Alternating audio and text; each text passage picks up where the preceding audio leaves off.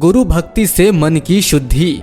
स्वामी विवेकानंद अपने छात्र जीवन में आर्थिक विषमता से जूझ रहे थे। एक दिन उन्होंने अपने गुरु परमहंस रामकृष्ण से कहा, यदि आप काली माँ से प्रार्थना करेंगे तो वो मेरे वर्तमान आर्थिक संकट दूर कर देंगी। रामकृष्ण जी बोले, नरेंद्र, संकट तुम्हारे है, इसीलिए तुम स्वयं ही मंदिर जाकर काली माँ से मांगो, वो अवश्य सुनेगी। ये कहकर उसे मंदिर में भेज दिया। वहाँ उसने और कुछ न कहकर माँ मुझे भक्ति दो कहा और फिर गुरु जी के निकट लौट आया। उन्होंने पूछा, क्या मांगा? माँ मुझे भक्ति दो। नरेंद्र ने कहा, अरे इससे तेरे संकट दूर नहीं होंगे, तू फिर से अंदर जा और माँ से स्पष्ट मांग। वो अंदर गया और उसे जैसा कहा गया था वैसा ही किया। जब तीसरी बार जाने पर भी उसने माँ काली से केवल यही कहा, माँ मुझे भक्ति दो।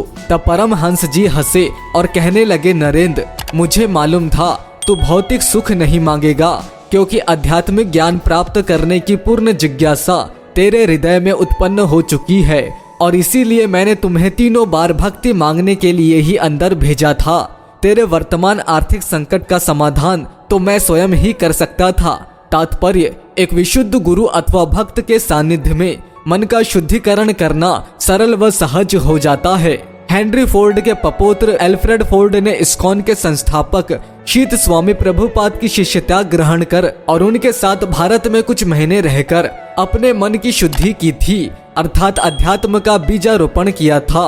बाद में स्वामी जी ने अपने शिष्य अंबारी दास हेनरी फोर्ड को वापस अमेरिका भेज दिया था। ये एक उत्तम उपाय बताया गया है, क्योंकि एक सच्चे गुरु के निकट उसके शिष्य का अंतर्मन सदा बना रहता है और वे उसकी आत्म उन्नति का मार्गदर्शन स्वयं करते रहते हैं। आवश्यकता इस बात की है कि हम मन की शुद्धि के लिए पहले जिज्ञासु बने और फिर संत की पहचान के विवेकी बने।